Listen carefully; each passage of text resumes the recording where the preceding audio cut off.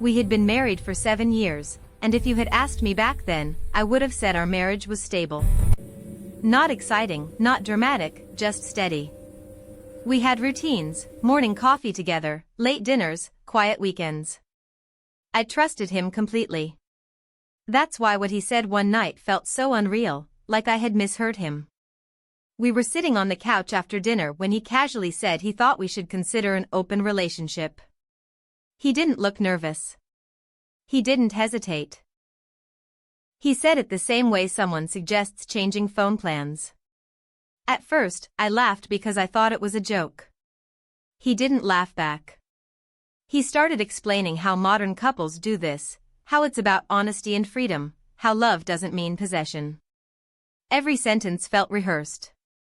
I remember my stomach tightening as he spoke, because while he claimed it wasn't about anyone specific, he already had answers to every question I asked. Rules, boundaries, expectations. He had thought it all through long before I had even processed the shock. I told him I didn't understand why we needed this. He said he loved me, that nothing was wrong, that this would actually make us stronger. When I hesitated, he accused me of being insecure and close-minded. That hurt more than the suggestion itself. I didn't want to be the wife who held him back, the one who wasn't enough. He made it clear this was something he wanted, not just an idea. That night, I barely slept. My mind kept looping between fear and self-doubt. Was this really about growth, or was I already being replaced? By morning, I felt cornered. Agreeing felt wrong, but saying no felt like losing him. So I told myself that if this was the only way to keep my marriage intact, I would try. When I finally said yes, his relief was immediate, and that's when I realized he hadn't been waiting for my opinion, only my permission. Once I agreed, he moved fast. Almost too fast.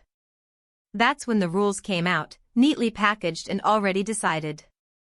No emotional attachment. Full honesty. No bringing anyone into our home. He insisted these rules were to protect our marriage, yet every one of them seemed designed for his comfort, not mine. I nodded along, still trying to convince myself this was mutual, even though it didn't feel that way at all. Within days, his behavior changed. He stayed out late, guarded his phone, and smiled at messages he never explained. When I asked, he reminded me that we had agreed not to interrogate each other. He called it respecting boundaries. I called it swallowing my anxiety.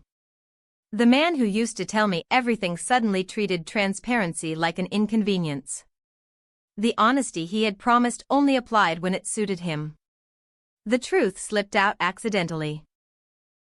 One evening, he mentioned a name without realizing it was the first time he'd ever done so.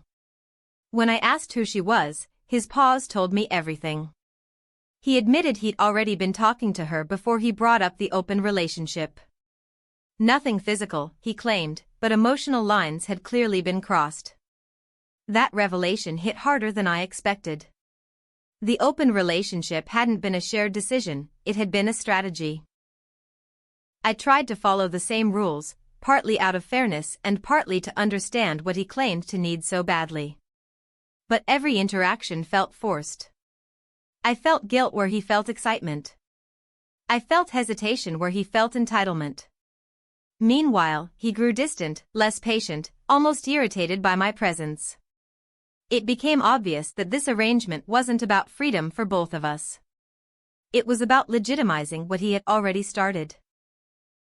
And the more I watched him enjoy his new honesty, the more I understood that I wasn't exploring anything new, I was slowly being pushed out of my own marriage. What he didn't expect was that agreeing to his terms would change me. Not in the way he imagined, but in the way I needed. I wasn't looking for revenge or excitement. I was looking for clarity. When I started talking to someone else, it wasn't secretive or rushed. It was slow, almost uncomfortable at first. But the difference was impossible to ignore. I was being listened to. I wasn't being rushed into justifying my feelings or proving how open-minded I was. For the first time in months, I felt seen instead of managed. That alone made me realize how little of myself I had been allowed to bring into my own marriage. There was no rush toward anything physical. It was conversations, honesty, laughter without tension. Ironically, the emotional connection he had forbidden was the very thing he had already taken for himself. He noticed the change in me before I ever told him why. I was calmer. Less reactive. Less desperate to please. That's when his tone shifted. The same man who preached freedom suddenly wanted reassurance. He started asking questions he claimed we weren't supposed to ask. He checked my phone when he thought I wasn't looking. The rules became flexible when he felt threatened. When I finally told him I was talking to someone, his reaction was immediate and ugly. He accused me of disrespecting him, of taking things too far. I reminded him that I was following the agreement he created. He didn't deny it. He just didn't like what it looked like when I did the same thing. That argument stripped away the last illusion I had been holding on to. This was never about openness or growth. It was about control. And the moment I stopped shrinking to make him comfortable, everything he claimed to believe in collapsed. After that argument, everything changed. He suddenly wanted to fix us. The open relationship, he said, had been a mistake. He claimed it was just a phase, something he suggested without realizing the damage it would cause. He wanted to close the marriage again, to go back to how things were. But the problem was, I finally understood how things actually were. Nothing about our marriage had been as solid as I believed. I asked him why he only wanted to end it now. He didn't have a real answer, just excuses. He said he felt uncomfortable, insecure, afraid of losing me. The irony almost hurt more than the betrayal itself. I had felt all of those things the moment he first brought it up, and he dismissed them without a second thought. Now that the fear belonged to him, it suddenly mattered. Trust didn't vanish overnight. It eroded slowly, with every lie disguised as honesty and every rule bent in his favor. By the time he wanted commitment again, there was nothing left to return to. I wasn't angry anymore. I was clear. I told him I couldn't unsee what this experience had revealed about him, and about us. We separated quietly. No dramatic fights, no apologies that changed anything. Walking away was painful, but staying would have meant accepting a version of love that required me to disappear. In the end, the open relationship didn't destroy my marriage.